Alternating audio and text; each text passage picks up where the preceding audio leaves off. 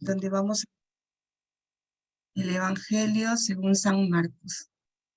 Y bueno, esta vez sí entramos ya de lleno a la Biblia. Vamos a leer todos juntos y escudriñar la palabra del Señor para poder aprender de lo que el Señor nos quiere decir, nos va a enseñar. Bueno, quería decirles también que no olvidemos que al finalizar la sesión, por favor, no se retiren hasta antes de hacer también la oración de acción de gracias por la clase impartida el día de hoy. Es muy importante eso para darle las gracias a nuestro Señor.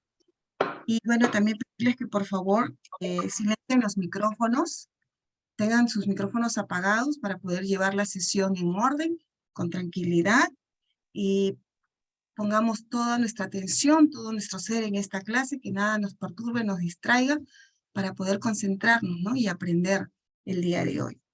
Bueno, sin más, vamos a ponernos en presencia del Señor, vamos a invocar al Espíritu Santo, todos juntos, para que sea Él quien dirija la sesión de la mano del profesor Manuel Pablo Fernandini, junto con todos nosotros, ¿sí? Para aprender de Él. Empezamos en el nombre del Padre, del Hijo, del Espíritu Santo. Amén. Espíritu Santo, ilumina nuestro entendimiento para que al leer o estudiar la Sagrada Escritura sintamos la presencia de Dios Padre que se manifiesta a través de tu palabra. Abre nuestro corazón para darnos cuenta del querer de Dios y la manera de hacerlo realidad en nuestras acciones de cada día. Instrúyenos en tus sendas para que teniendo en cuenta tu palabra, seamos signos de tu presencia en el mundo. Amén. En el nombre del Padre, del Hijo, del Espíritu Santo. Amén. Gracias, Manuel. Te damos pase.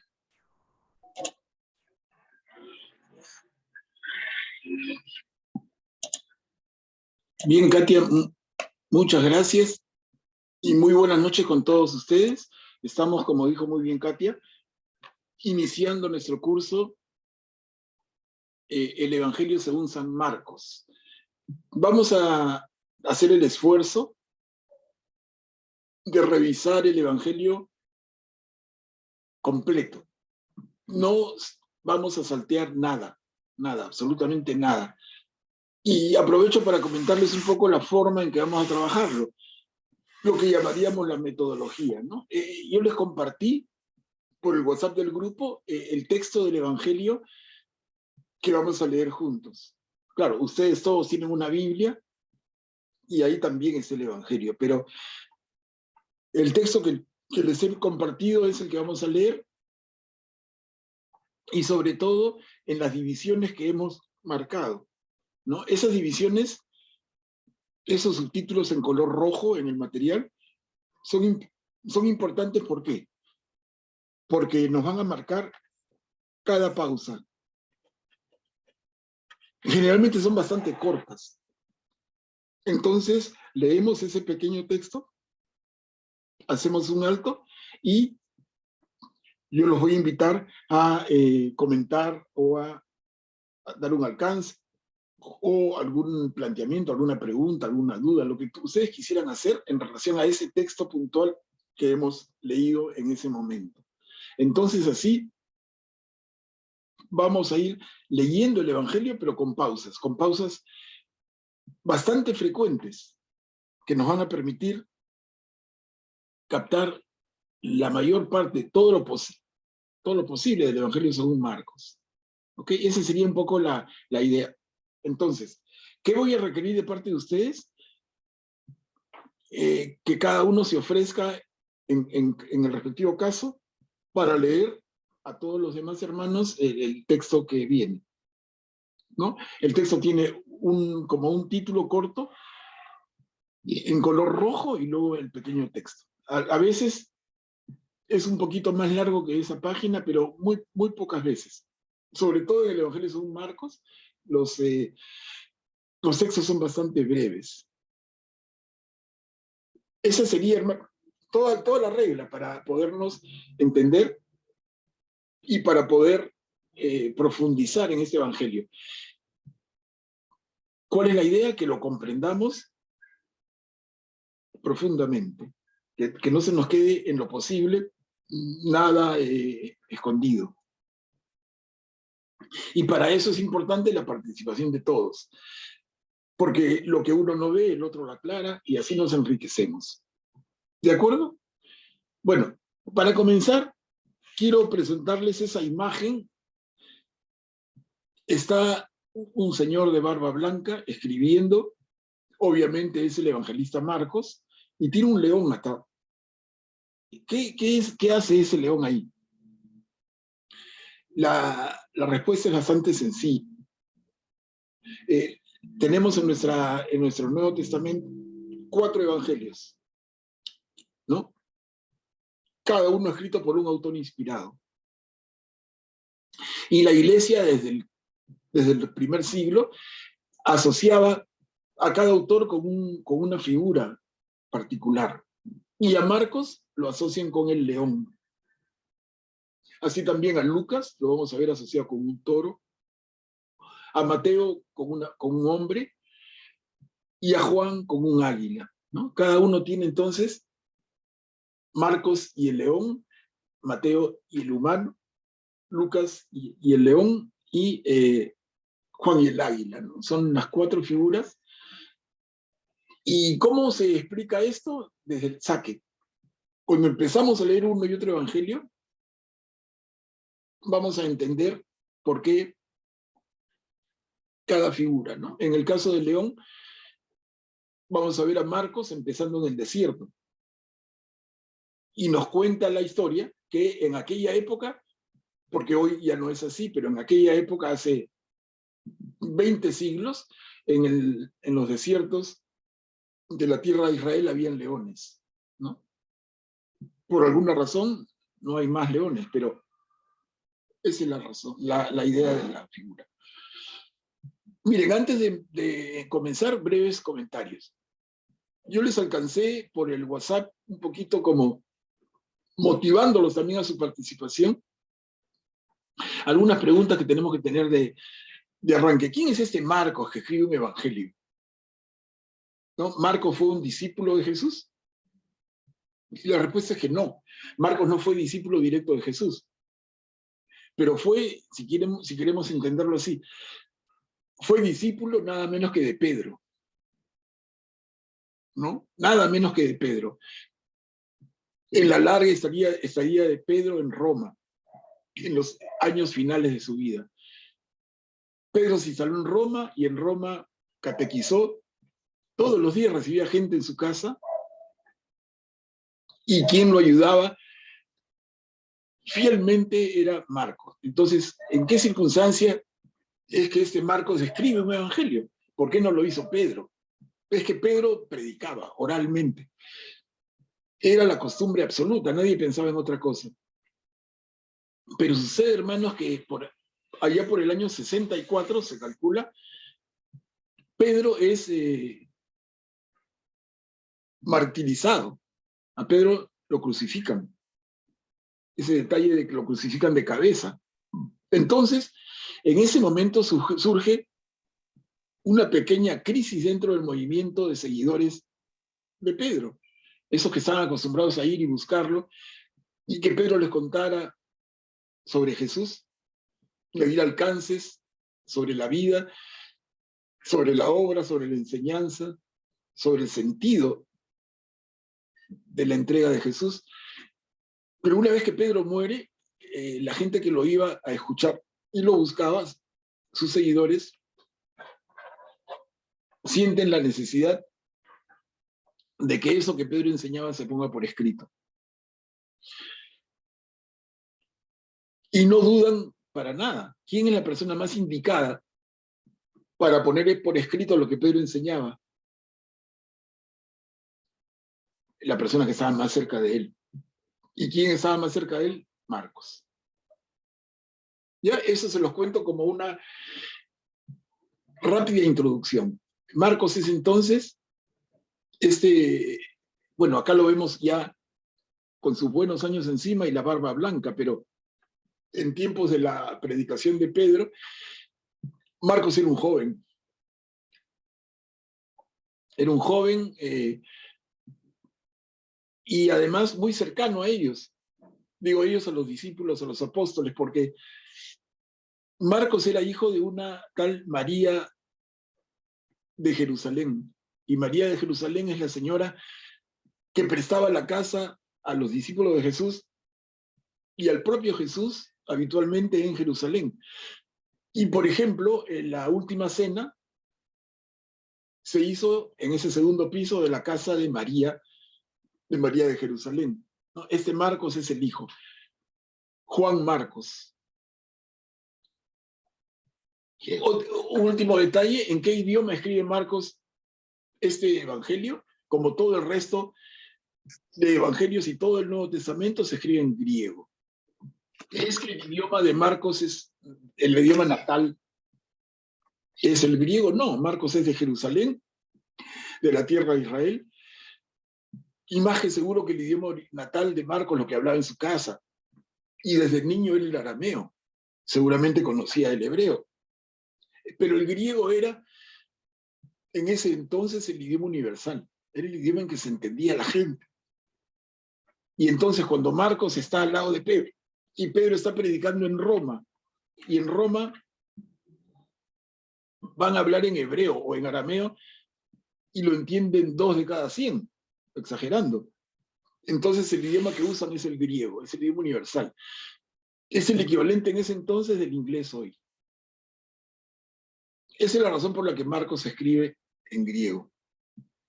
Ahora, un detalle más, y es que el griego de Marcos, al no ser su idioma original, no es un griego pulido, exquisito. Al contrario, es un griego bien básico. Tiene poco vocabulario y repite muchas palabras.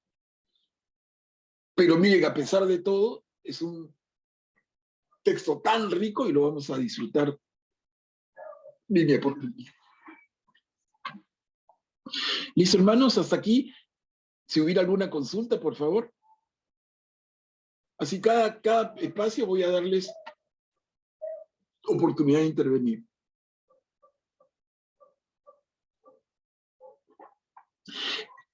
Un tema que también algunos se preguntará.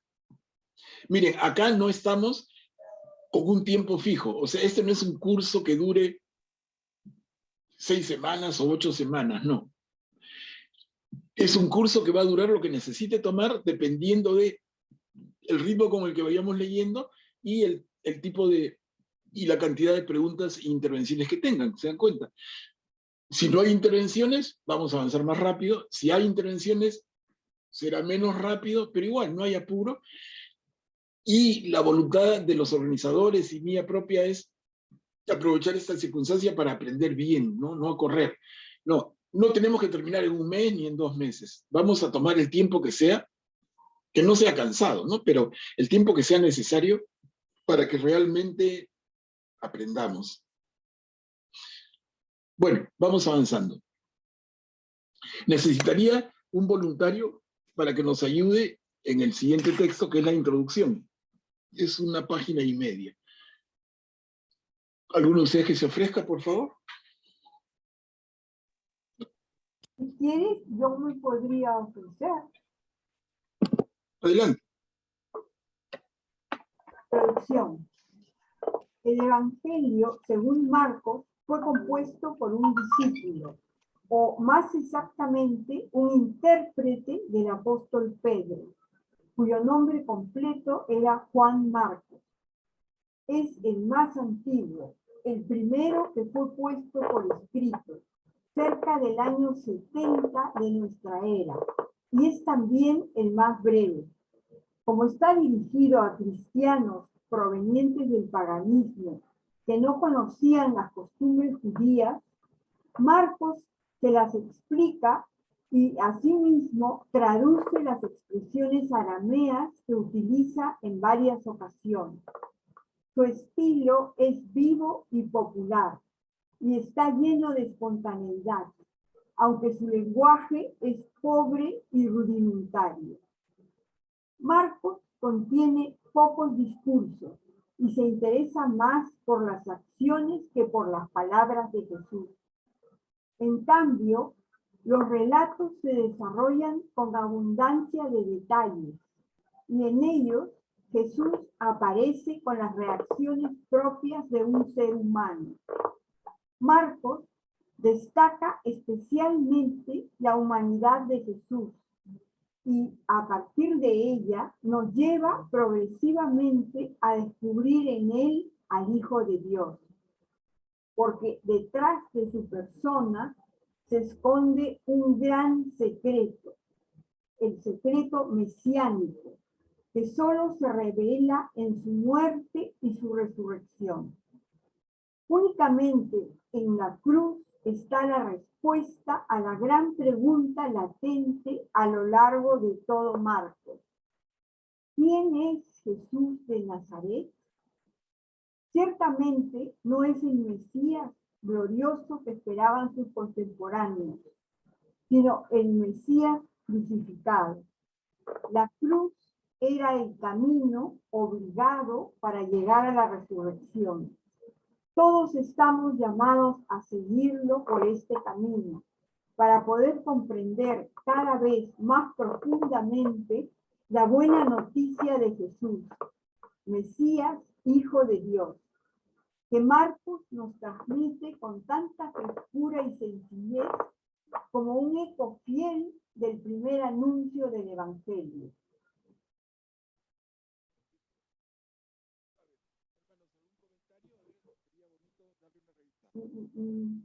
Manuel, no se te escucha.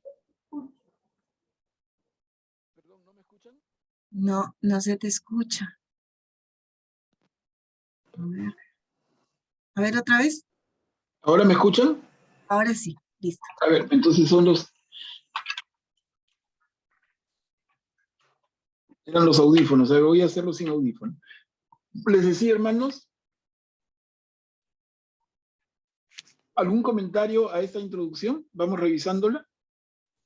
Yo tengo algunos que he marcado amarillo, a ver, para romper el hielo. En primer lugar, resalta que este evangelio es el primero en ser puesto por escrito. Si ustedes revisan en sus Biblias, y pueden hacerlo fácilmente, miren los evangelios, y el primero que van a encontrar es Mateo. Sin embargo, el primero en ser escrito es Marcos. ¿Cuál es la razón? Y es simplemente que en el orden de la Biblia no han tenido en cuenta el orden histórico, ¿no? No es que sea, a ver, ponemos primero el evangelio más antiguo, segundo el que se escribió siguiente. No, fue otro criterio.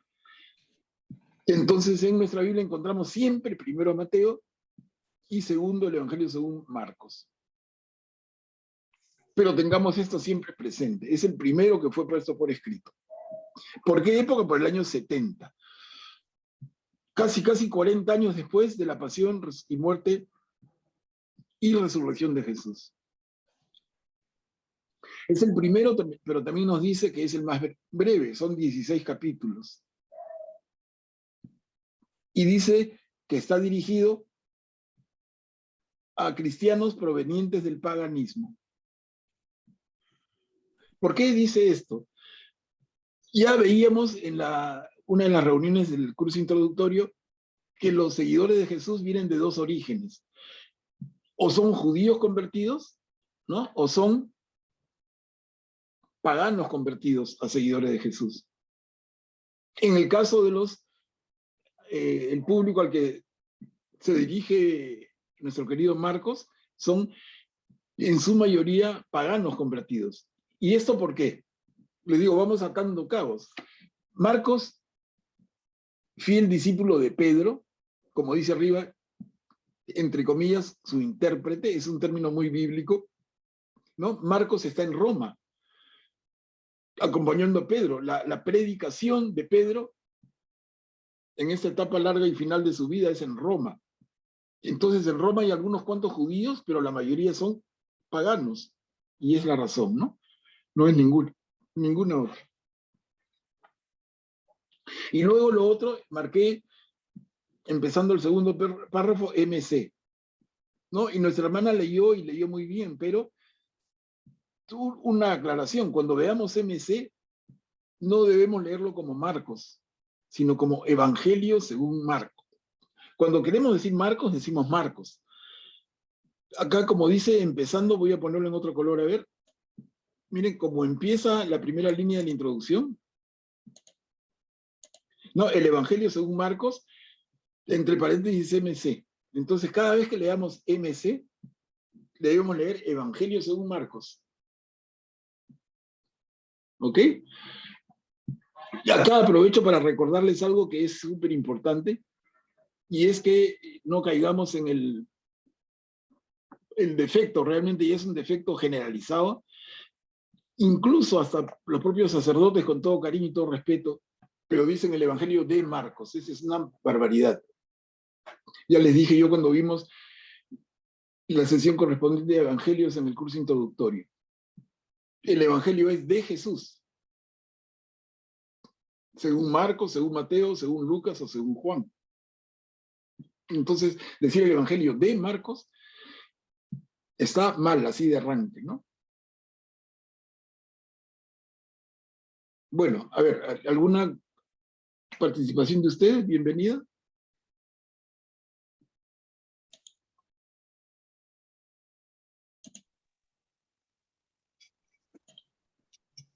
Sí, yo tengo una pregunta, por favor.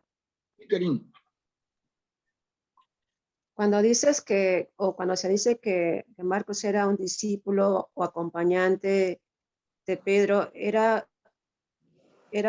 se podría entender que vivían juntos, era parte como de un trabajo o lo tenía, digamos, como aprendiz de algo. O sea, ¿cuál era la función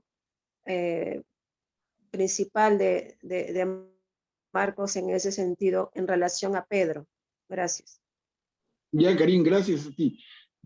Claro, Marcos era un acompañante, un apoyo, un secretario, ¿no? Lo ayudaba en todo, cuando salía, cuando regresaba, cuando preparaba la mesa, cuando ponía algo para leer, cuando lo que fuera, hacer entrar, acompañar a la gente. Oye, espérense un ratito, ya sale Pedro. Era su secretario, era su administrador, era su... Y es una figura absolutamente necesaria siempre, ¿no? No podemos pensar en Pedro viviendo solo en Roma. Tocan la puerta, ¿quién es? Hazlo entrar.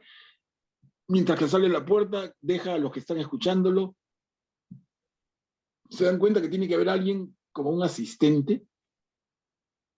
Ahora, esa labor, hasta donde sabemos, es una labor absolutamente desprendida de Marcos. No es que Marcos cobre ningún centavo por hacerlo. En ese sentido, es un trabajo no remunerado, como lo era el de Pedro, ¿no? Entonces, ¿de qué viven?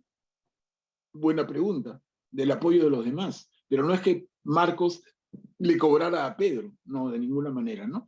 Ambos tenían ese apostolado.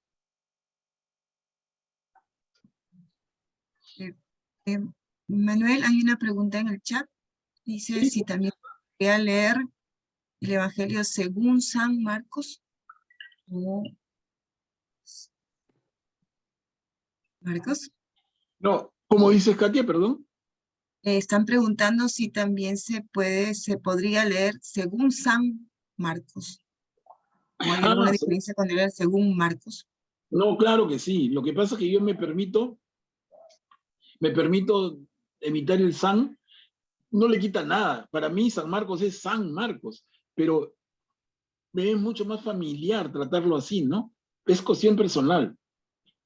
Realmente nadie se puede arañar ni molestar por eso. Es como decir las cartas de Pablo, hay que decir la carta de San Pablo, ¿te das cuenta? Y Pablo es tan y más santo que Marcos, entonces, ¿no? Entonces, el Evangelio según Marcos, la carta de Pablo a los Corintios, no le quitamos nada al decir su nombre. Ahora, si prefieren ustedes el término San, bienvenido, ¿no? A mí no me hace mucho, pero en fin, es como ustedes quieran.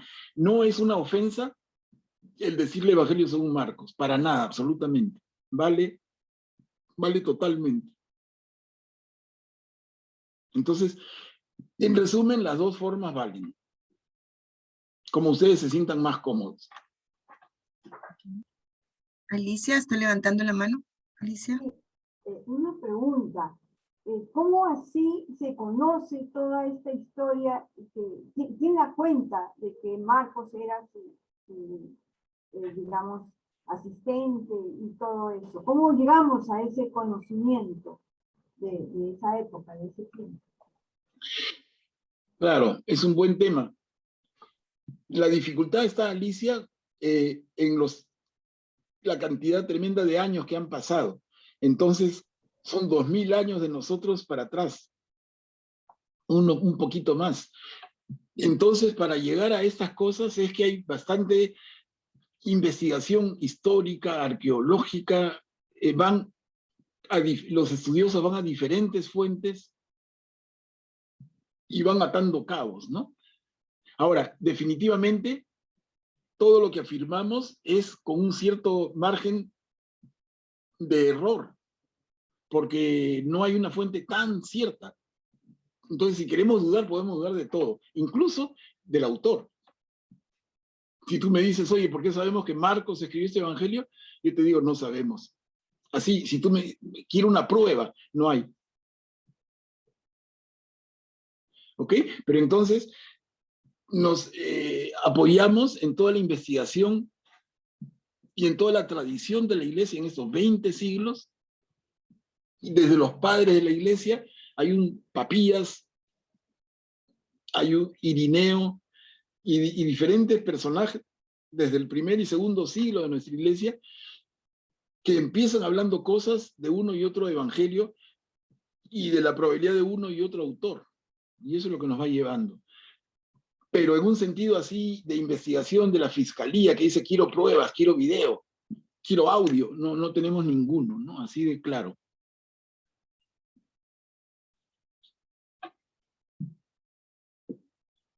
¿Alguien más?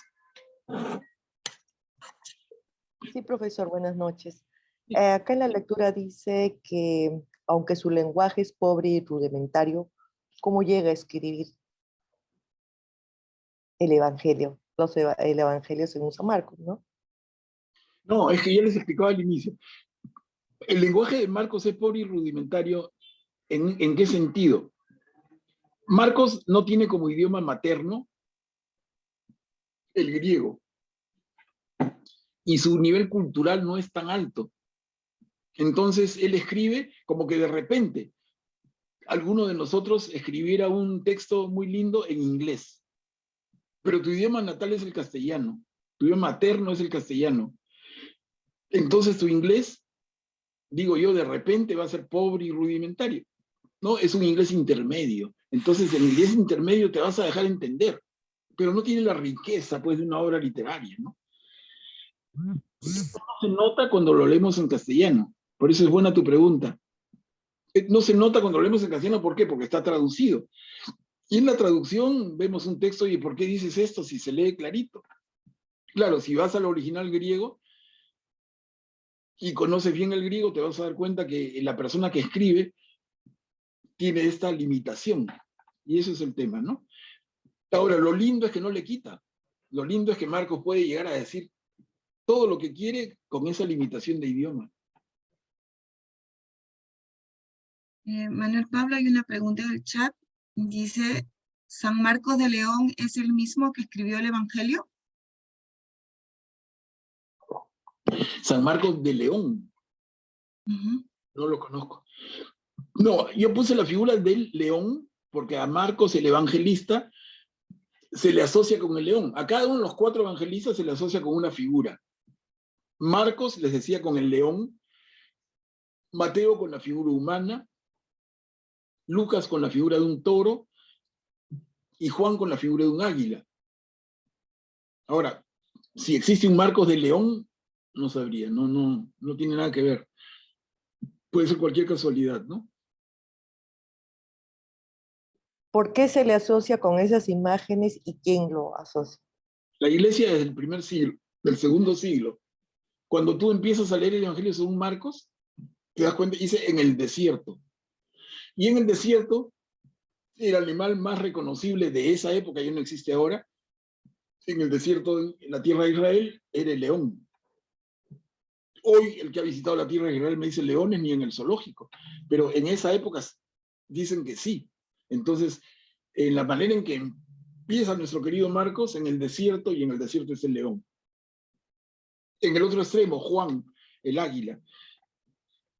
Juan es reconocido desde el segundo siglo como el evangelio espiritual.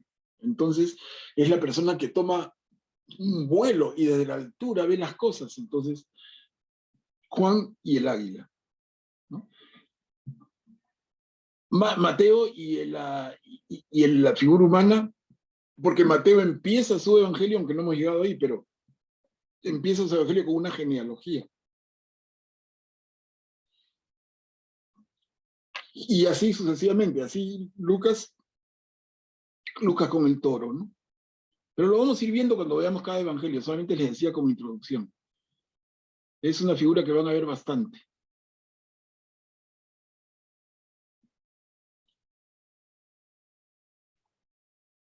¿Qué cosa es lo que vamos a encontrar? Y la introducción también lo señala. La gran pregunta latente a lo largo de todo el evangelio según Marcos es esta que marco acá en amarillo en este momento. ¿Quién es Jesús de Nazaret? Esa es la gran preocupación de Marcos y lo que tiene implícitamente en toda la construcción de su evangelio. ¿Quién es Jesús? Y luego, en la segunda parte, con la misma claridad y el mismo énfasis, la pregunta va a ser, ¿y qué significa seguir a Jesús? ¿Qué implica ser su discípulo? ¿Qué implica ser un seguidor? ¿Qué implica ser un cristiano? Miren, dos preguntas que hacen el evangelio entero. Y Marcos lo va a tener clarísimo a la hora de empezar su tejido. Es como un tejido fino, no es una redacción improvisada, es planeada. Es como que va a dibujar una casa y primero levanta planos, hace el cerco perimétrico, divide las áreas y empieza a hacer los detalles. El trabajo que hace Marcos en este evangelio es un trabajo planeado. No quiero adelantar mucho, pero definitivamente lo que vamos a notar es un Jesús que empieza su labor en Galilea y termina en Jerusalén. Entonces vamos a tener a Jesús en Galilea, Jesús en el camino de Galilea a Jerusalén, y Jesús en Jerusalén, donde finalmente muere y resucita. A propósito de esto, yo les pasé un mapa al WhatsApp, al grupo de amigos de la Biblia, les pasé un mapa y les recomendaba que lo impriman. De verdad que vale la pena, yo lo tengo acá en mi pared, y cuando leo la Biblia y preparo los temas, yo estoy con el mapa al frente todo el tiempo. Es valiosísimo.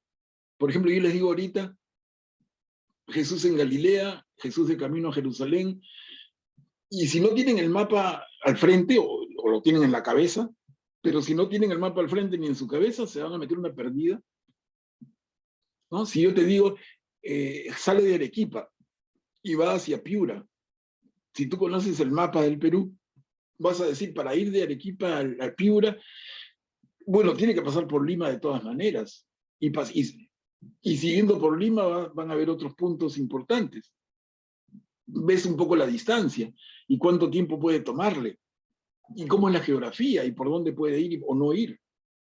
Entonces, la referencia del mapa es muy valiosa, yo les recomiendo que tengan. Yo les pasé uno, puede tener cualquiera, ¿no? Pero ese mapa que les pasé tiene el mérito de que es bien simple, no tiene mayor complicación, es bien sencillo. Claro, hay mapas mejores que tienen relieve, pero más difícil quizá de leer, ¿no? Este que les pasé yo me parece sencillísimo y están los puntos.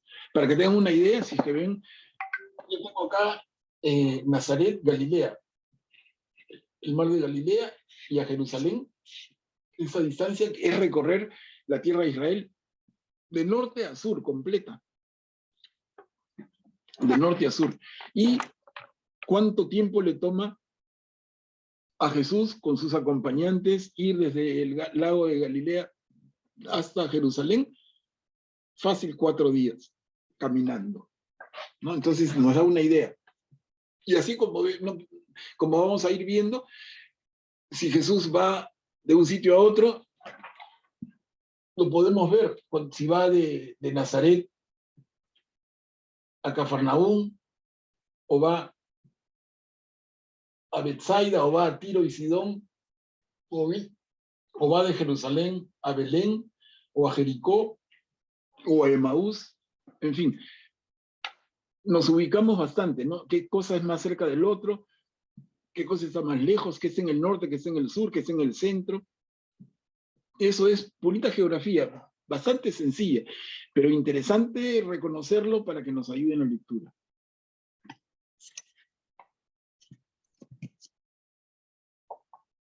Bueno, entremos entonces al primer versículo del primer capítulo. Comienzo de la buena noticia de Jesús. ¿Alguien que nos ayude a leerlo? Eso es Marcos capítulo 1, versículos del 1 al 8. ¿Puedo leer yo? Claro. Soy Silvia. Comienzo de la buena noticia de Jesús. El Evangelio de Marcos, capítulo 1, versículo del 1 al 8. Comienzo de la buena noticia de Jesús, Mesías, Hijo de Dios. Como está escrito en el libro del profeta Isaías, mira, yo envío a mi mensajero delante de ti para prepararte el camino. Una voz grita en el desierto, preparen el camino del Señor, allanen sus senderos. Así se presentó Juan el Bautista en el desierto, proclamando un bautismo de conversión para el perdón de los pecados. Toda la gente de Judea y todos los habitantes de Jerusalén acudían a él y se hacían bautizar en las aguas del Jordán, confesando sus pecados. Juan estaba vestido con una piel de camello y un cinturón de cuero, y se alimentaba con langostas y miel silvestre. Y predicaba diciendo, detrás de mí vendrá el que es más poderoso que yo, y yo ni siquiera soy digno de ponerme a sus pies para desatar la correa de sus sandalias. Yo los he bautizado a ustedes con agua, pero él los bautizará con el Espíritu Santo. Gracias, Silvia.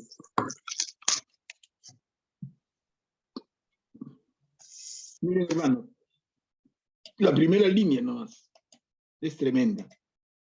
Yo quisiera detenerme ahí con ustedes un minutito. ¿Cómo empieza su evangelio nuestro querido Marcos? Comienzo de la buena noticia de Jesús, Mesías, Hijo de Dios. ¿Qué les dice esto?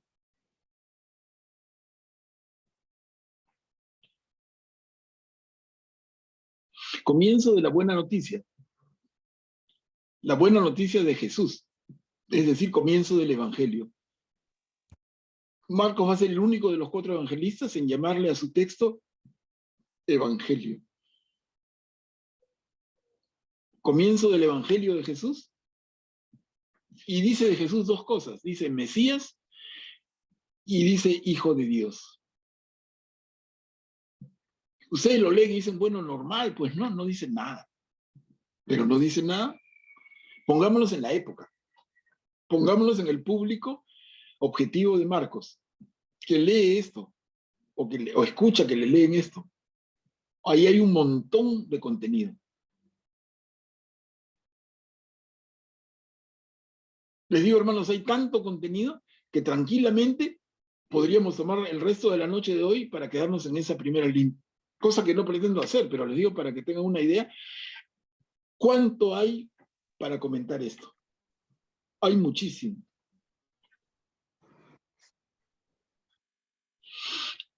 ¿Se acuerda alguno de ustedes cómo empieza la Biblia en su primer libro, el libro del Génesis? ¿Cómo empieza? Y se hizo la luz. En el comienzo. Y se hizo la luz. ¿Cómo dice? ¿Cómo dice? ¿Pueden leerlo? En el comienzo. En el principio creó Dios el cielo y la tierra. Ok, gracias, Mary. En el principio, que en el comienzo es igual. Entonces, el primer libro de la Biblia habla del principio, habla del comienzo. Y el primer evangelio se refiere al comienzo. No es casualidad. Ahora, comienzo de la buena noticia, comienzo del evangelio, y precisa muy bien lo que yo insisto, ¿no? Hijo de La Dios. buena noticia de Jesús. Ahora, dice de Jesús dos cosas. El Cristo. Mesías e Hijo de Dios. Si ustedes miran en sus Biblias, no en el texto que yo les he pasado, que es este, pero en la Biblia que usan normalmente, yo les digo, abran Marcos 1:1 y van a encontrar que no es exacto lo que leen. Muchas veces, dependiendo de la Biblia, van a encontrar que dice comienzo del Evangelio de Jesucristo, Hijo de Dios. Acá dice Jesús, Mesías. Ustedes van a encontrar en muchas de sus Biblias Evangelio de Jesucristo como sola palabra. No sé si me pueden confirmar. Sí. Comienzo del Evangelio de Jesús, el Cristo, Hijo de Dios, conforme está escrito en el profeta Isaías. ¿En qué Biblia? Biblia Nueva Jerusalén. Biblia de Jerusalén. Sí. Claro, esa Biblia es mucho más cuidadosa en el sentido literal. Pero algunos de ustedes, hay varios que tienen Biblia americana, ¿no? Comienzo de la buena noticia de Jesucristo, entre paréntesis, Hijo de Dios. Es la Biblia de nuestro pueblo. Ya ves, gracias, Tati. Miren, y así cada uno puede mirar en su propia Biblia y van a ver. Diferente. Al final no dice que es lo mismo, pero es lo mismo. Decir Jesús, Mesías, o Jesús, el Cristo, que decir Jesucristo como una sola palabra, y decir Hijo de Dios, o ponerlo entre paréntesis, como un pequeño añadido, les digo, no es lo mismo, y vamos a analizar rapidito, ¿no? Acá está dando, acerca de Jesús, dos características importantísimas. Uno que es el Mesías y otro que es el Hijo de Dios. Si yo les digo Jesucristo, ustedes piensan en la persona de Jesús, que lo conocemos como Jesucristo. Es un problema de nuestro idioma, del castellano. En ningún otro idioma, por lo menos de los que he estudiado, se dice Jesucristo como una sola palabra. En inglés, facilísimo, Jesus Christ. En portugués, ¿no? Jesús Cristo. Y así en francés, en italiano, en alemán. Vayan chequeándolo, ¿no? Son dos palabras. En castellano, nosotros, por alguna magia de alguien, las palabras se fundieron en una sola. Yo no sé si ayuda o no ayuda, porque cuando decimos Jesucristo, más es Jesús, pero ese adjetivo que ve en la colita de Jesús Cristo es fundamental. ¿Qué significa Cristo? Cristo es una palabra en griego que dicha en hebreo significa Mesías. O sea, Mesías y Cristo son la misma palabra en dos idiomas diferentes. En griego se dice Cristo y en hebreo se dice Mesías. Pero ambos, en castellano, se refieren al ungido, ungido. ¿Y a quién se unge? A un rey, ¿no? Ungir, se unge un rey, se le derrama aceite en la cabeza y se le pone la corona, ¿no? Entonces, Jesús el Mesías, Jesús el Cristo o Jesús el ungido. Es exactamente lo mismo. Y cuando Marcos presenta el texto que recién arranca, diciendo que va a compartir desde el comienzo la buena noticia de Jesús, que es el Mesías, les digo, y hay un contenido enorme. Pero por otro lado, ¿a quién se está dirigiendo? ¿Quién va a entenderle a Marcos que Jesús es el Mesías? ¿Para quién eso va a tener algún significado? Básicamente para los judíos, para el pueblo de Israel. El pueblo de Israel ha estado por siglos esperando al Mesías. Desde Moisés esperaban el Mesías que viniera a liberarlos, como el Moisés los liberó de la esclavitud en Egipto. Entonces, cuando Marcos presenta su evangelio y dice Jesús Mesías, está dándole un significado enorme a la persona de Jesús, repito, como Mesías. ¿Y eso quién lo entiende? Un israelita, un judío.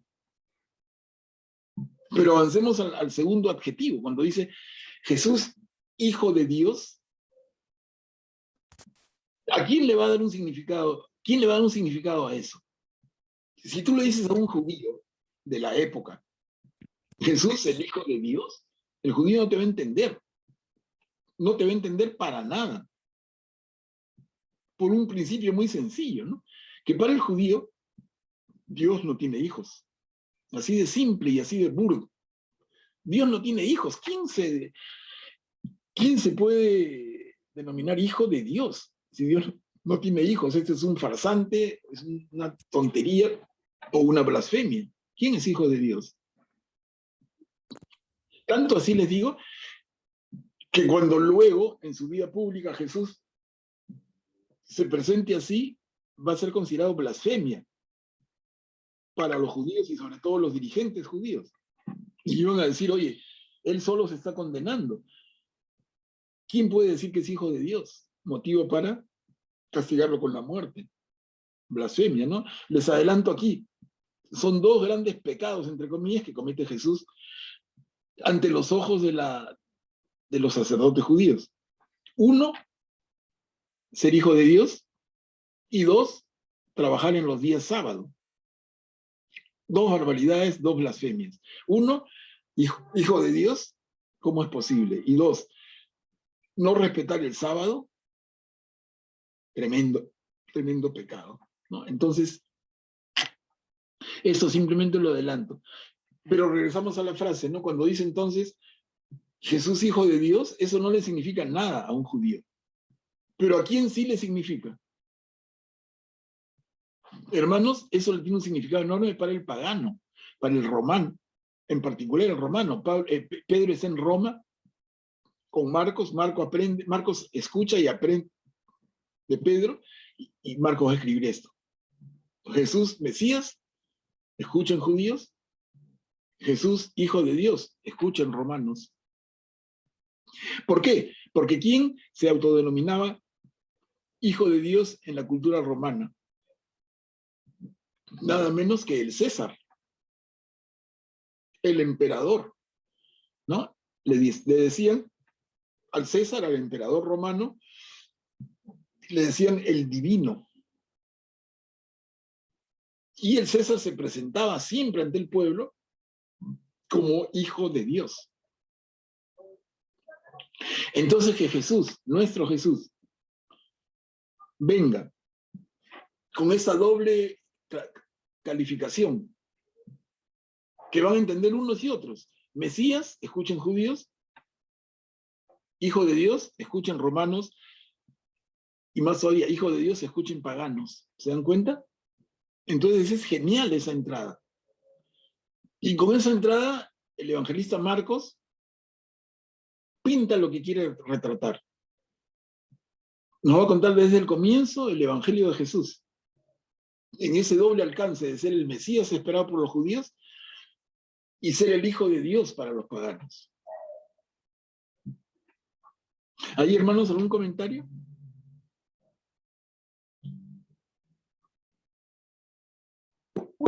Una pregunta. Las distintas formas de explicar este mismo párrafo del comienzo de la buena noticia de Jesús son diferentes interpretaciones de las diferentes Biblias. Pero ¿cómo sabemos qué fue lo que realmente escribió Marcos? ¿Cómo podemos establecer qué fue lo que escribió Marcos? No, Alicia, lo que escribió Marcos es lo que estamos leyendo. Y lo que dice la Biblia de Jerusalén no es lo que escribió, por ejemplo, ¿no? Marcos.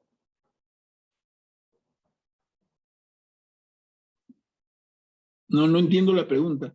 O sea, quizá, a ver, forzándome un poquito, quizá lo que quieres decir, lo que escribe Marcos lo escribe en griego. Lo que tenemos ante nuestros ojos es una traducción al castellano, 20 siglos después. Ahí es el problema, ¿no? Los italianos, y en latín hay una frase antigua y sabia, dicen, los que saben italiano, se van a vacilar con eso, ¿no? Dice, traduttore, traditore. ¿Qué significa? Traducción, traición. Miren qué fuerte, ¿no? Traduttore, traditore. Traducción, traición.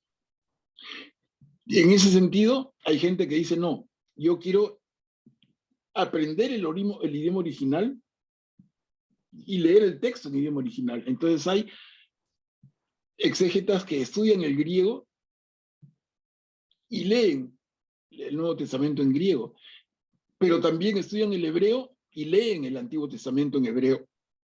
¿Se dan cuenta? Y ahí ya no hay traición en la traducción. Ahora, nosotros tenemos felizmente más de 10 Biblias traducidas al castellano. Y no es que una se copie de la otra. Entonces, una cosa que yo hago es comparo una traducción con otra. Por ejemplo, la Biblia de Jerusalén, esa Biblia que yo estoy compartiendo con ustedes, me parece excelente. La Biblia, el libro del pueblo de Dios, la Biblia de nuestra gente, de nuestro pueblo, la Biblia de Navarra, y en fin, pueden compararlas todas. La Biblia latinoamericana, que también vale, todas pueden compararlas y finalmente van a tener una cercanía mucho mayor al concepto. Y la otra, ¿cuál es? Aprender el idioma original. En este caso, mira, yo no voy a leer los evangelios hasta aprender griego, ¿no? Entonces me voy con mi conocimiento de griego al texto original. Es otra forma, pero toma mucho más trabajo. Pero esa sería la dificultad. No hay otra, ¿no? No hay otra. Es la traducción.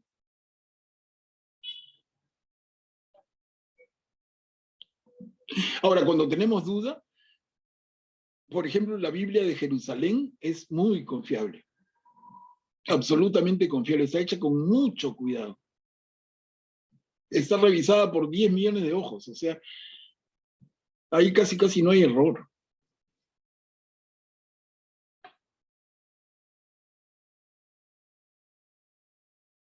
Bueno, continuamos. A ver, alguien que... perdón, ya habíamos leído, ¿no? Dice, como está escrito en el libro del profeta Isaías. Eso está en el libro de Isaías, en el capítulo 40. Lo que está entre comillas. Miren, yo envío a mi mensajero delante de ti para prepararte el camino. Una voz grita en el desierto. Preparen el camino del Señor, allanen sus senderos. Y son palabras de Juan el Bautista. Con estas palabras se presentó en el desierto. Y nos dice el texto de Marcos, con estas palabras proclama un bautismo de conversión para el perdón de los pecados. Miren cómo empieza entonces Marcos, en una referencia al profeta Isaías, que de paso les comento es el libro del Antiguo Testamento más citado en el Nuevo Testamento. Ustedes van al capítulo 40 y van a encontrar esta frase. Pero van a encontrarla así con el cuidado que están teniendo. Alguien me va a decir también, oye, la leí y no es exacta. Acá hay un pequeño acomodo que vale, ¿no? Porque se quiere resaltar a Juan el Bautista, que está en el desierto. ¿Qué dice? Y no me dejen mentir, vayan a su propia Biblia, Isaías 40, uno de los versículos iniciales. El versículo 3, si no me equivoco. ¿Y cómo lo escribe Isaías? Dice, mira, yo envío a mi mensajero delante de ti para prepararte un camino en el desierto.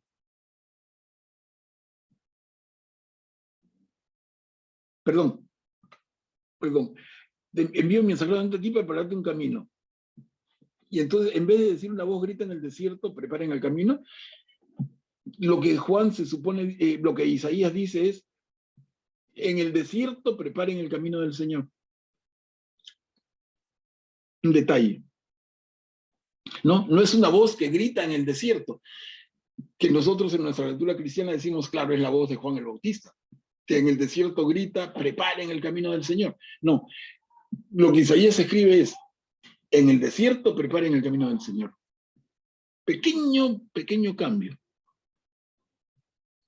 ¿Con qué intención se hace? Para darle mucho más cabida a Juan el Bautista en su proclama. Después, toda la gente de Judea y todos los habitantes de Jerusalén acudían a él y se hacían bautizar en las aguas del Jordán. Es Juan bautizando, ¿no? Y miren cómo está vestido Juan. Una piel de camello y un cinturón de cuero.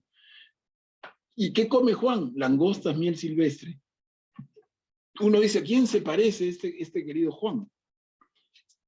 De la sociedad judía que conocemos, sacerdote del templo para nada. Fariseo, tampoco. ¿A quién se parece? Celote no es. Y podríamos pensar que es más parecido a un Esenio. Ok, de los grupos que identificamos en la sociedad judía de tiempo de Jesús, esta caracterización de Juan nos haría pensar más en un Esenio que en cualquiera otro. Pero tampoco tenemos elementos, si somos rigurosos, para pensar que Juan fuera Esenio, que algún contacto ha tenido, de hecho, que alguna influencia han hecho los esenios sobre Juan el Bautista, de hecho, pero más que eso no tenemos elementos. Ya sería hablar en el aire, y no se trata de eso. Y miren lo que predica Juan. Detrás de mí viene uno que es más poderoso que yo.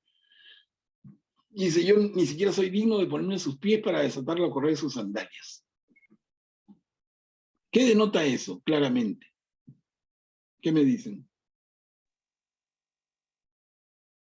Yo no soy digno ni siquiera de ponerme a sus pies y desatarle a correr de sus sandalias.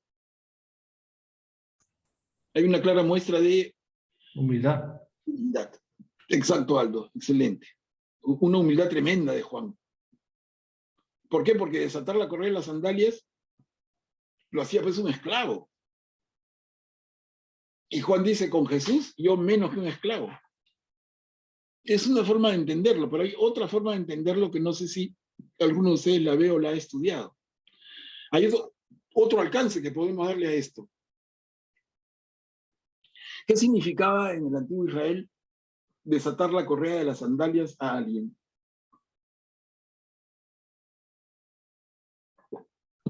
No sé si... Estar al servicio.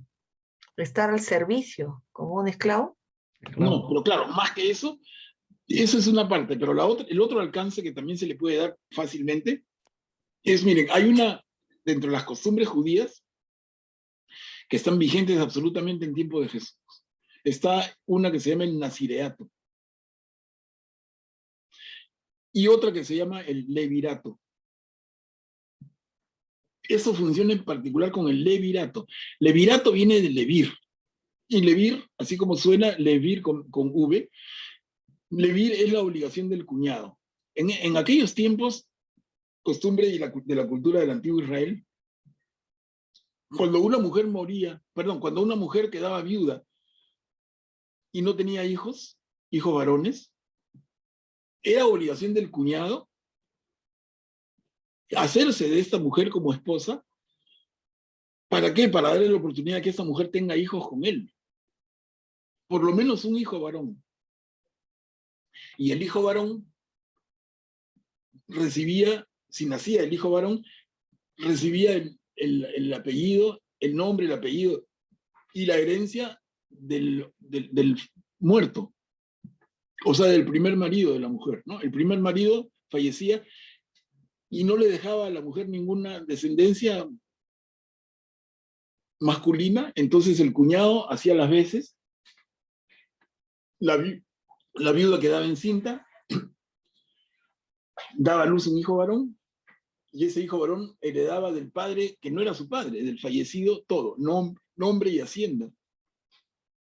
Esa es la costumbre del levirato. Ahora, ¿por qué? Porque parece media rara, simplemente estamos jalando cosas del Antiguo Testamento, pero vale para entender el texto en su profundidad.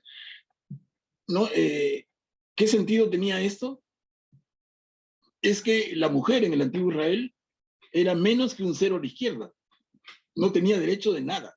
El único fin de la mujer, y le digo, no estoy hablando mal ni por gusto, es así, lo pueden chequear ustedes, en la sociedad judía de tiempo de Jesús, y antes también, la mujer tenía limitadísimos derechos, casi ninguno, y sobre todo no tenía derecho a la propiedad. La mujer era propiedad del varón, del marido, y si el marido moría, la mujer no tenía derecho de heredar nada. Si tenía un hijo hombre, el hijo hombre heredaba de su padre, pero si no tenía hijos varones esta mujer, la fortuna que podía haber tenido el marido se perdía, se iba por otro lado. Entonces, para corregir esta situación, la propia cultura judía desarrolla este concepto de la ley del levirato. El cuñado se hace cargo, el levir, el cuñado. Ahora, para terminar el cuento, ¿qué pasaba? Normalmente el cuñado se hacía cargo.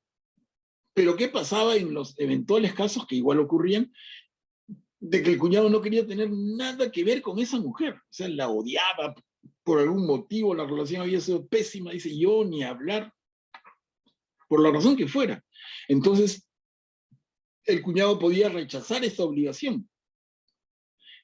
Pero si el cuñado rechazaba la obligación del levirato, la mujer iba a la plaza del pueblo, ante los ancianos, le sacaba una sandalia al cuñado que la había rechazado y levantaba la señal, la sandalia en el aire, delante del pueblo, delante de los ancianos del pueblo, que representaban pues a los dirigentes del pueblo, ¿no? Le enseñaba la sandalia como denunciando al cuñado que no había querido cumplir con su obligación. Bueno, este cuento lo cierro ahí. Y sabiendo esto, porque les digo, para nosotros hoy es rarísimo, pero para un judío del tiempo de Jesús que lee a Marcos, esto es perfectamente natural. Entonces, ¿cómo podía leer eso y entenderlo tan fácilmente? Juan el Bautista dice que él no es capaz, no, que él no es digno ni siquiera de ponerse a los pies de Jesús y desatar la correa de sus sandalias. Entonces, entendido eso, en el contexto que les digo, claramente Jesús dice, claramente Juan el Bautista tiene entre líneas que Jesús viene con una obligación. Viene para cumplir una obligación. Ese pueblo de Israel, que es como esa mujer viuda y sin hijos, y Jesús viene a hacer la obligación del cuñado, entre comillas, y se va a casar con ella y formar la iglesia. Entonces Jesús viene con esa obligación y Juan dice, yo no soy digno ni siquiera de desatarle la correa de sus sandalias. O sea, yo no soy nadie para quitarle esa obligación. ¿Se dan cuenta? Esa es una segunda interpretación un poco más complicadita, pero, repito, complicada para nosotros, pero para el que conoce el detalle de la cultura judía, es algo totalmente claro. Y aquí añade en la última línea, yo los he bautizado con agua, pero él, Jesús, lo bautizará con Espíritu Santo. Esto es importante. Sí, adelante. María Teresa está con la mano levantada, creo que quiere hacer una pregunta. Adelante. Manuel, buenas noches. No, es una pregunta que me ha quedado dando vueltas en el tema cuando has dicho que el cuñado toma a la cuñada porque se quedó viuda y porque para tener un hijo hombre, pero si le salen una retahíla de mujeres, ¿qué pasa? Finalmente la fortuna va a quedar donde si la mujer que no era considerada me ha quedado en la cabeza porque la discriminación está tan fuerte, lo puedo entender, ¿no? De la cultura, pero ¿qué pasa si no tienes el famoso hijo hombre? Claro, tenían que seguir intentándolo, ¿no? O sea, esa era la obligación del cuñado. Claro, bueno, si ok. Sí, María Teresa, pero suponiendo el caso que tú planteas, si se diera que tiene pues una fila de mujercitas y no tiene ni un hombrecito. Ahora, ¿qué pasa si el cuñado muere y no le ha dado tampoco un hijo hombre? Sigue la fila y hay un tercero y un cuarto y un quinto. Madre de Dios. Bueno, ya. En otro evangelio, en que habla de la mujer que ha tenido 7 de la familia. Maridos, sí. Claro. Sí. Ok, Manuel, eso no es tan importante, gracias. Sí, no, pero está bien, que quede claro. Entonces, la última línea les decía, Juan el Bautista va a reconocer que él bautiza con agua, pero que Jesús lo va a bautizar con Espíritu Santo. Y acá hay un tema importante también que desde el inicio sale, que es la diferencia entre el bautismo de Juan y el bautismo de Jesús. El bautismo de Juan está en la línea del bautismo judío, de la purificación. Diríamos, el agua que te limpia, el agua te limpia por fuera. El Espíritu Santo te limpia por dentro, te transforma, te convierte, ¿no? Y ese es un poco el sentido. Juan reconoce que lo que él hace no se iguala a lo que va a hacer Jesús. Porque les digo esto porque algunas personas se confunden y dicen, pero ¿qué tanto el bautismo cristiano si ya Juan lo hacía? No es el mismo, ¿no?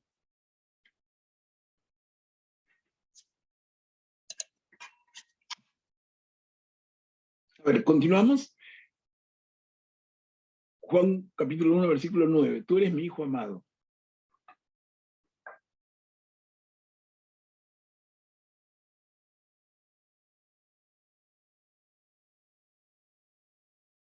¿Alguien podría leer? Claro. Yo, Catita, puedo leer. Ok, Solita. En aquellos días, Jesús llegó desde Nazaret de Galilea y fue bautizado por Juan en el Jordán. Y al salir del agua, vio que los cielos se abrían y que el Espíritu Santo descendía sobre él como una paloma. Y una voz desde el cielo dijo: Tú eres mi Hijo, muy querido. En ti tengo puesta toda mi predilección. Gracias, Zoila. ¿No? Entonces nos está presentando el Evangelio, esta escena de Jesús en su bautizo. Jesús bautizado por Juan en el Jordán. Y dice muy inocentemente, pero le digo, es que no quisiera que se nos pase nada. Miren qué leemos ahí que marcado en amarillo. Al salir del agua, Jesús vio que los cielos se abrían. ¿Alguien pudiera darnos un alcance sobre esto?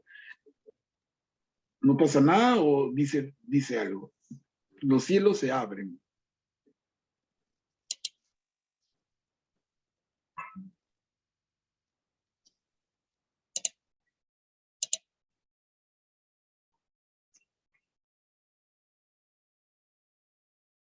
En alguna de sus Biblias, porque vale la pena comparar las traducciones, van a leer que los cielos se rasgan. Tiene el mismo significado. Pero se los doy como pista. Claro, ahorita yo estoy en ventaja sobre ustedes, ¿no? Pero igual, la cosa es guiarlos. Miren, si nosotros avanzáramos con un salto con garrocha hasta el final del Evangelio, vamos a ver que ese viernes en el que Jesús muere en la cruz, a las 3 de la tarde, en el momento que Jesús expira, nos narra el propio Marcos en su Evangelio que las cortinas del templo se rasgan. Les digo esto a ver como pista. Los cielos se abren, las cortinas se rasgan.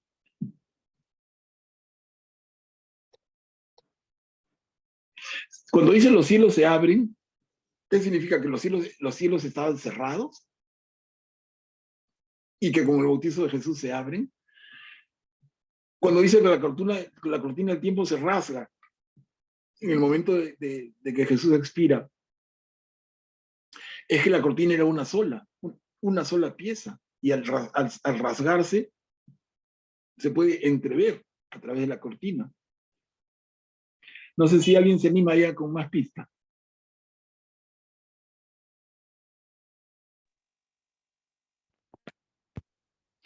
El el acceso de todos a Dios, al cielo. Claro, Mary. Claro, perfecto, ¿no? Nosotros, desde el pecado original, desde el pecado de Adán y Eva en el jardín del Edén, ¿no? Dios Padre expulsa a Adán y a Eva y se nos cierran las puertas del paraíso. Se nos cierran las puertas del cielo. Y entonces nosotros sabemos por nuestra propia formación católica cristiana que la venida de Jesús, que es Dios encarnado, tiene el sentido de abrir para la raza humana las puertas del cielo. Y miren cómo dice acá, estamos en el primer capítulo. Este mismo Marcos que ha presentado a Jesús como Mesías y como Hijo de Dios, y nos dice que Jesús al salir del agua, vio que los cielos se abrían. Exactamente lo que dice nuestra hermana Mari. Y llevándolo al tema del final, como todo tiene relación, ¿no? Cuando las cortinas del templo se rasgan, dice, pero antes de ese momento, esa cortina es una sola pieza. ¿Dónde está esa cortina? Entre la zona del templo en la que podíamos entrar los fieles y la zona del Santísimo. ¿Ok? Entonces es un ambiente separado, donde no entraba nadie más que el sumo sacerdote una vez al año. En ese pequeño recinto que es el Santísimo o el Santo Santorum, estaba el Arca de la Alianza y algunos otros elementos sagrados. Pero sobre todo el Arca de la Alianza. Era el lugar santísimo, el lugar que nadie podía, al que nadie podía acceder. Entonces todos los fieles, yo digo nos, como que estuviéramos ahí, pero todos los fieles nos quedábamos del otro lado, en la parte grande del templo, y una cortina separaba un ambiente del otro. La tarde de la muerte de Jesús, ese Viernes Santo, a las 3, la cortina del templo se rasga. Y pueden leerlo ustedes ahí saltando con su Biblia para que disfruten esto, ¿no? Se rasga la cortina. ¿Y qué sentido tiene? Si yo estoy parado en la zona del templo y la cortina se ha rasgado, es que a partir de la entrega de Jesús en la cruz, yo tengo un contacto directo con el Señor. Nada se interpone entre el Señor y yo. Y ese ha sido el sentido de la entrega de Jesús. Qué lindo, ¿no? Miren cómo esto que parecen palabras ahí media flojitas, realmente están con una tremenda precisión, están puestas.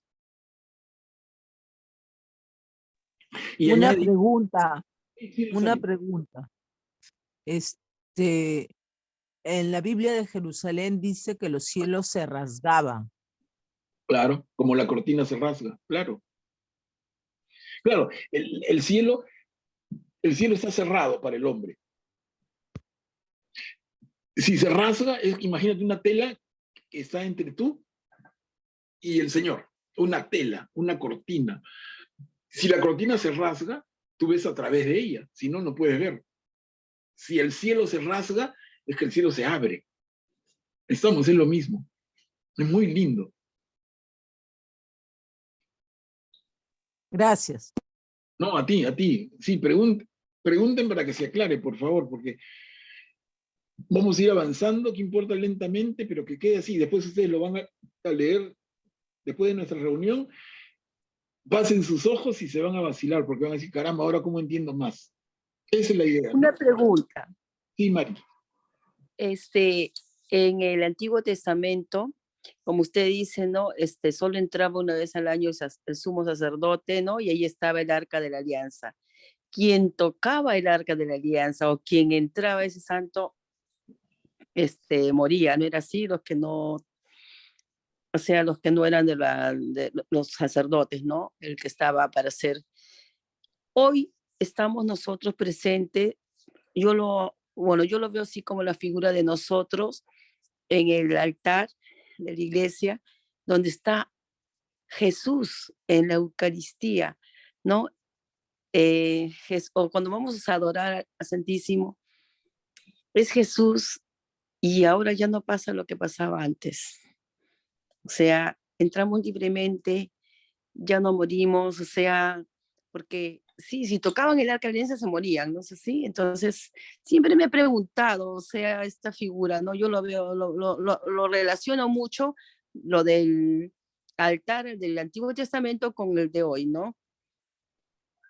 El Claro, estadio es excelente punto, Mari, es excelente. ¿No? Más que el altar el altar del Antiguo Testamento era una mesa de sacrificio, pero es la zona del Santísimo la que estaba separada. Y nosotros tenemos al Santísimo expuesto, sobre todo cuando hay exposición del Santísimo, ¿no? Y especialmente en los templos en la hora santa, especialmente, ¿no? También hay otras horas de exposición, pero especialmente en la hora santa. Entonces tú estás frente al Señor, y entre tú y Él, nada lo separa. Nada. Exacto. Imaginemos una escena en que tengas el Santísimo en el altar, tú en la banca, y entre el altar y tú una cortina. Entonces tú tienes que imaginarte lo que hay detrás de la cortina, pero hoy, y a partir del sacrificio de Jesús, no hay cortina, se abrió la cortina, se abrieron los cielos, ese es el significado. Pero no, mi pregunta es, por ejemplo, si tocaban el arca, personas que no eran las ungidas así, entonces morían. ¿Se acuerda que mueren cuando están alzando, personas tocan el arca y se mueren, caen fulminados? Claro. Hoy, ¿por qué no pasa así delante? Yo, bueno, me he preguntado siempre cuando estamos delante del Santísimo. No, pero es que todo cambia, ¿no? Cambia todo con Jesús y para nosotros. El tema va desde más atrás, recordando un poquito del Antiguo Testamento, cuando Moisés sube al monte Sinaí, y esto ocurre más o menos en el año 1200 antes de Cristo. Moisés sube al monte y le dice a todos los demás, nadie ponga ni un pie en la ladera de esta montaña porque morirá. ¿No? Eso, desde ahí viene. Y cuando Jesús sube al monte con los discípulos en lo que va a ser el sermón de la montaña, no sube solo, vengan. ¿Se dan cuenta? Y Jesús con la gente en la montaña sagrada, ya no es ese sentido. O sea, en la entrega de Jesús, el sacrificio de Jesús cambia todo. Cambia la regla de juego. La relación de Dios con el hombre es de otro nivel, es directa a partir del sacrificio de Jesús. Ese es el gran mensaje. Entonces, lo que eran principios inexorables en el pueblo judío ya no lo son para el pueblo cristiano. Nosotros, el pueblo cristiano, la iglesia, ¿no? Claro. Gracias, hermano. Cambiaron las reglas. Sí, veía la manito de Zoila, adelante. Sí, Zoila. Disculpe, quería una consulta. Yo entendí que, por ejemplo, cuando estamos con el Santísimo, el sacerdote no toca no sé los nombres, pero él no toca. Pero si él es el representante es el sacerdote, ¿no? Pero él no sé cómo se llama la capa, la estola, no sé. La estola, pero sí. él no lo toca. Y entonces, ¿por qué si no tiene, si se supone que ya se abrió todo? Porque es algo así como respeto, ¿verdad? Es una señal de absoluto respeto, exactamente. Pero al final el sacerdote es el que pone la hostia consagrada en el vidrio que queda a la exposición. El sacerdote lo pone y lo retira, claro.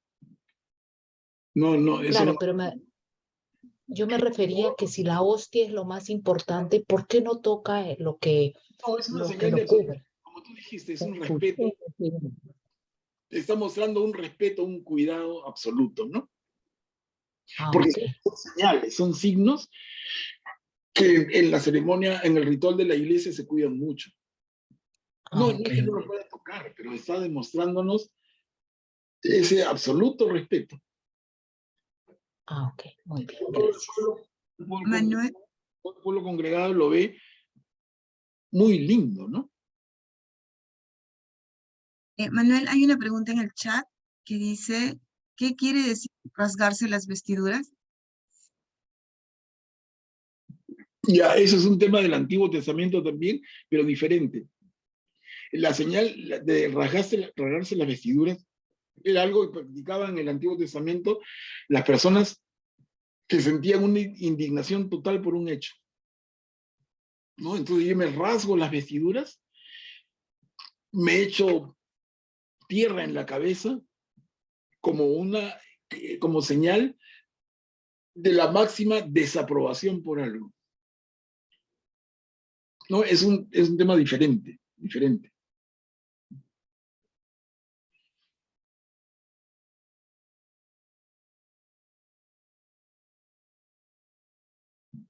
A ver, ¿alguien más?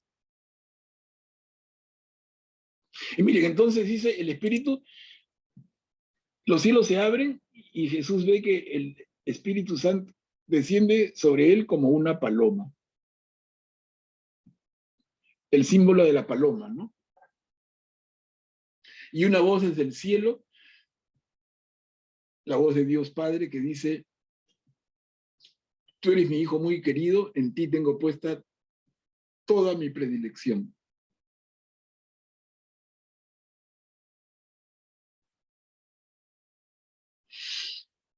Eso es algo que aquí suena muy lindo, pero tiene mucho más que esa hermosura de frase, y es que cuando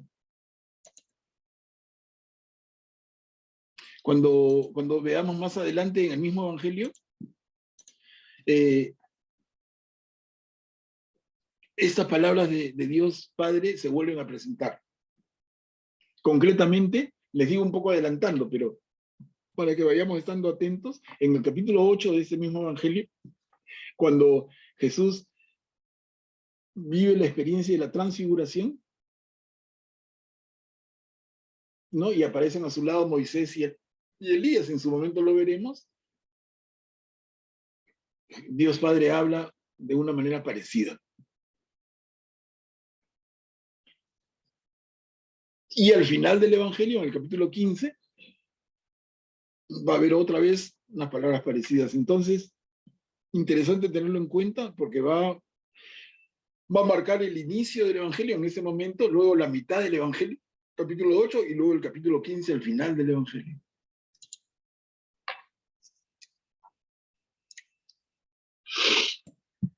Y avancemos otro poquito, miren, no estamos saltando nada, si van viendo la concatenación de los versículos está todo. Entonces, Marcos 1:12, Satanás lo puso a prueba.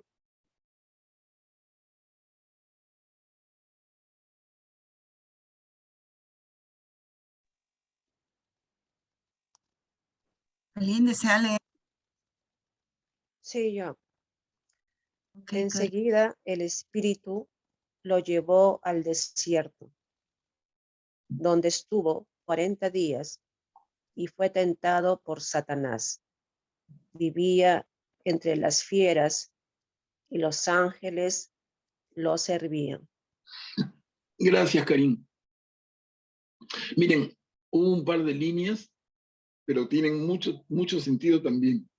Miren, el Espíritu lo llevó al desierto. Y uno podría decir, ¿por qué el Espíritu? Es el Espíritu Santo. ¿Y por qué lo lleva al desierto?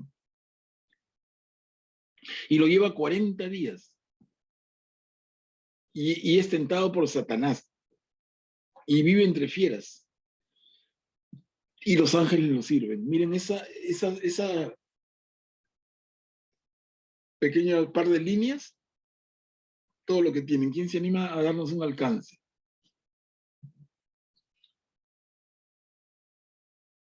Varias cositas para anotar, ¿no? El Espíritu lo lleva. ¿Y dónde lo lleva? Al desierto. ¿Y cuánto tiempo está en el desierto? 40 días. ¿Y qué pasa en el desierto? Es tentado por Satanás. ¿Y cómo vive? Entre fieras y los ángeles lo sirven. Ese número 40 tiene relación con los 40 años que estuvieron en la salida de Egipto. Claro, ¿Es algo recurrente con el 40? Claro, perfecto, María Teresa. Son 40 días o 40 años, el número 40, y como tú dices bien, en el desierto. Porque el pueblo de Israel, guiado por Moisés, 40 años en el desierto. Y acá Jesús 40 días en el desierto. Entonces el número 40 es un número bien interesante. Por otro lado, ¿qué representa el desierto? La búsqueda. Claro, es un lugar, perfecto, es un lugar de búsqueda, es un lugar de prueba, es un lugar de purificación. No sé si me siguen, pero estamos viendo al desierto de esa manera. Es un lugar difícil, inhóspito, ¿no? No es que tenga ahí una sombrita y un manantial y me echo a hacer una siesta, no. Las condiciones en el desierto son duras, pero es un lugar entonces, un lugar de prueba, y en la medida en que yo lo supero, es un lugar donde voy a fortalecerme y voy a salir purificado y renovado. Eso es el desierto. Y yo les digo, para que pensemos así en términos actuales, y nosotros hoy, en nuestro siglo XXI, en nuestra sociedad moderna, tenemos desierto. ¿Cuál sería ese desierto para nosotros? Los retiros, puede ser. Excelente, Linda. Excelente, preciso. Un retiro es esa oportunidad para nosotros. Una situación difícil que está viviendo también, o que atraviesa uno en nuestra vida, ¿no? También, Lenny, pero más preciso el desierto, ¿no? El retiro. O sea, yo digo, el Espíritu me lleva a un retiro. Y allí busco que ponerme a prueba, busco que purificarme, busco que trabajar en mi conversión. No hay distractores. La cosa no es fácil, estoy yo conmigo. Entonces, el desierto de nuestros días está bien. Lo que dice Glenny, en la situación difícil que nos toca vivir, pero en particular es cuando buscamos la experiencia del desierto como la tuvo Jesús o como la tuvieron los antiguos israelitas, es un retiro. Ahora dice, entonces en el desierto 40 días intentado por Satanás. Y uno lee Satanás y se horroriza, ¿no? Porque ese es el nombre del demonio. Pero ¿cuál es el sentido de Satanás en la Biblia? ¿Tentador? Tentador, exactamente, ¿no? Entonces, Satanás es el tentador. Satanás es el que te pone a prueba. Y Jesús es puesto a prueba.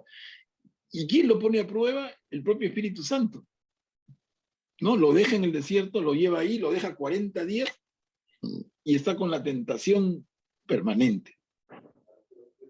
Y dice, vivía entre fieras.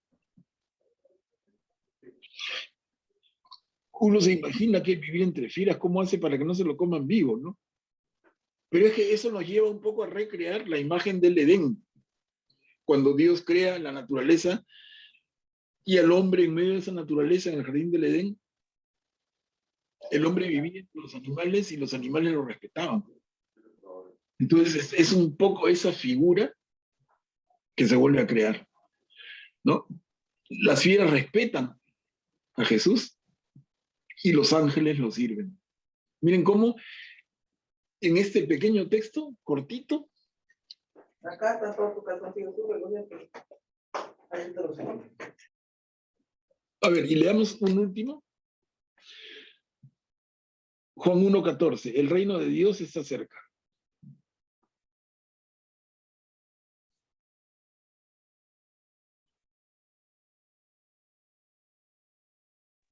¿Puedo leer? Claro, gracias. Después que Juan fue arrestado, Jesús se dirigió a Galilea. Allí proclamaba la buena noticia de Dios, diciendo, el tiempo se ha cumplido, el reino de Dios está cerca. Conviértanse y crean en la buena noticia. Gracias, Linda.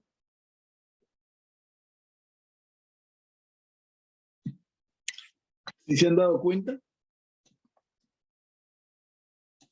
Esto que estoy marcando, esto que estoy resaltando, es las primeras palabras que pronuncia Jesús en el Evangelio según Marcos. Y miren qué palabras, ¿no? El tiempo se ha cumplido. ¿Qué tiempo se ha cumplido? El tiempo de la promesa.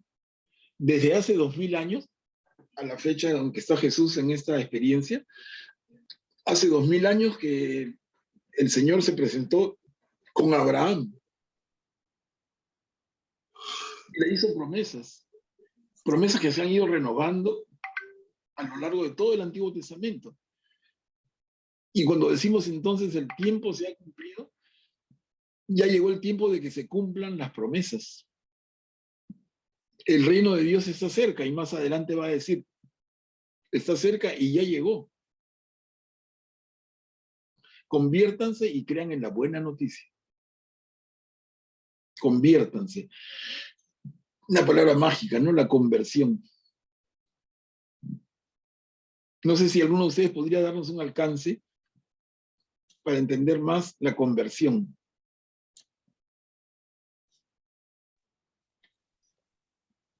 Conviértanse, lo puedo tomar como volver a nacer. ¿Me escucharon? Sí, sí. ¿Cómo que dices? Como volver a nacer o volver a bautizarse. Por ejemplo, uno en un retiro, cuando pasa un retiro, por ejemplo, tiene una sensación de que es un nuevo renacer, ¿no? Es como que el hijo pródigo, ¿no? Que a veces nos alejamos y después, bueno, regresamos y tenemos un nuevo renacer, o un nuevo, no sé, algo así, podría tomarlo, ¿no? Y ese de convertirse, ¿no? Nos estamos convirtiendo a la nueva alianza, o sea, porque lo habíamos dejado de lado, como el hijo pródigo. Claro. Sí, Aldo. Un buen punto. Y es un poco lo que Jesús invita a Nicodemo a hacer en el Evangelio según Juan, ¿no? Cuando dialoga Jesús con Nicodemo y le dice que es necesario volver a nacer. En la misma línea de lo que Aldo comenta. ¿Alguien más que quiera dar un alcance a esto? ¿Qué implicaría la conversión? Yo. El cambio. Es volver a Dios y creer en la buena, ¿no? En la buena noticia, que es Cristo, ¿no? Creer en Él. Claro, volver a Dios, entonces convertirse, como dijo por ahí, creo que fue Guillermo, convertirse es cambiar. ¿Y qué cosa tenemos que cambiar? Todos. Cambiar nuestra manera de ser. Cambiar nuestra manera de pensar. Ese cambio profundo en el ser humano, ese cambio lo conocemos nosotros los cristianos como conversión, ¿no? Implica madurar, implica llevar nuestro ser a su máxima expresión. Es convertirnos en todo aquello de lo que somos capaces de ser. En ser mejores y mejores personas cada día. Entonces, en ese sentido, por lo menos yo pienso, no sé si alguno piensa otra cosa, sería bonito comentarlo, pero la conversión es un proceso largo. La conversión nunca por nunca va a ser un momento. Yo me convertí, hace un minuto se me pareció, no sé, un rayo bajó sobre mi cabeza y al minuto siguiente ya era hombre nuevo. No es así. Normalmente la conversión es un proceso que cuesta sangre, sudor y lágrimas. Y en ese proceso tenemos caídas y recaídas. Nos levantamos y avanzamos, pero cometemos errores. Y nos volvemos a levantar y otra vez caminamos, nos reconciliamos y volvemos a fallar, ¿no? Entonces, la conversión es un proceso que puede tomar años. Y entonces esa conversión me hace pensar en los 40 que decía nuestra hermana hace un ratito, los 40 días de Jesús en el desierto, o los 40 años del pueblo de Israel en el desierto, 40 años en el desierto. Pensemos en nuestras propias vidas, ¿no? ¿Qué edad tenemos ahora? Y toda nuestra vida, hasta el momento actual, ¿hemos estado tan cerca de Dios o han habido tiempos en que no? Y cuando no, ¿qué tan lejos estábamos? ¿Y qué ha ido pasando en cada uno para que avance en la línea en la que está ahora? Eso marca un proceso de conversión. con sus altos y sus bajos, con sus momentos más cálidos y otros momentos de más frialdad, con momentos de mucha fe y mucho fervor, pero otros momentos de tremendas caídas, ¿no? Pero sí, nos volvemos a levantar, porque estamos trabajando en nuestra propia conversión. Yo lo leo así, y Jesús nos invita a esa conversión y a creer en la buena noticia, y la buena noticia es Jesús mismo. Es el mensaje que trae, que lo vamos a ir descubriendo poco a poco.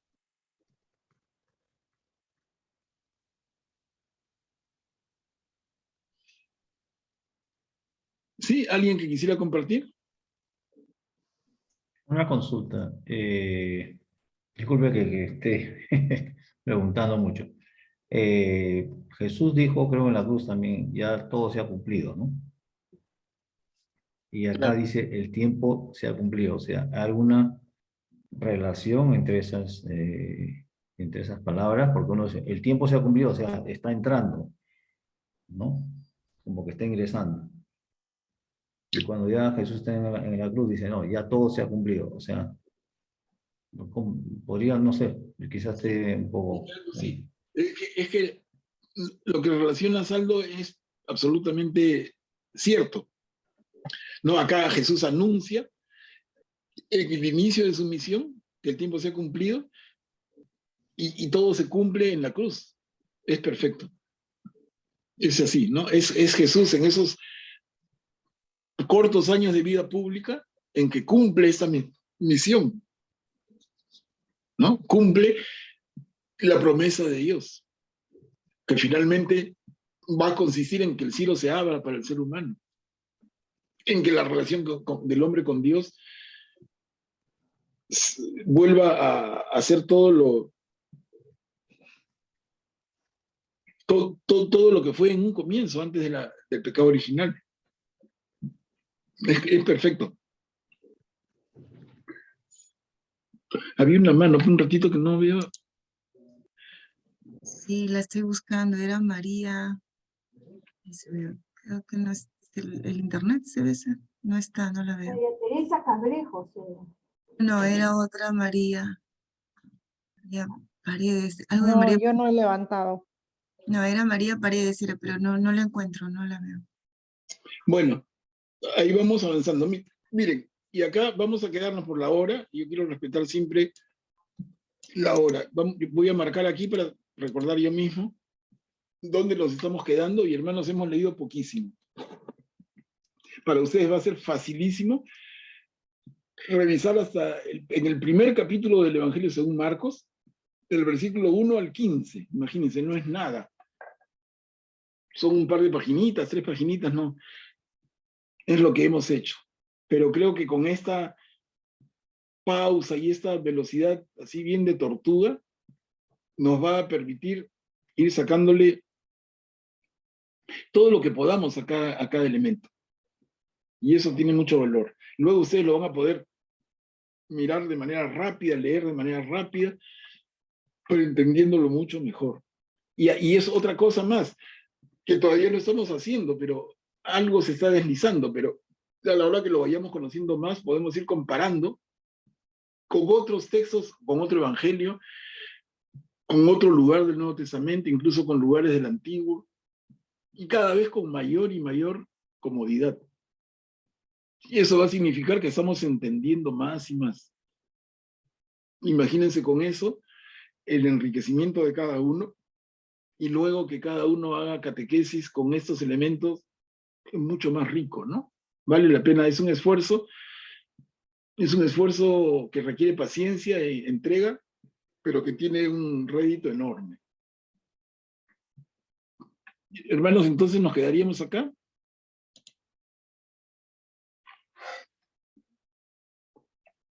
Nos quedamos aquí hasta el próximo martes. No sé si alguien quiere... Gracias, hermano. O terminamos ya con una oración final, ¿no? Le doy la palabra a Katia. Sí, gracias por la paciencia, como dices, y por guiarnos, ¿no? Para poder aprender y desentrañarnos, escudriñar la palabra del Señor, y acabando esto, meditar, como tú dices, volver a coger la Biblia y poder otra vez revisarlo, ¿no? ¿Alguien, por favor, desea hacer la oración de agradecimiento, la sesión de hoy? Yo la Sencillo. puedo hacer. Ok, gracias, Aldo. Bueno, en el nombre del Padre, del Hijo y del Espíritu Santo. Amén.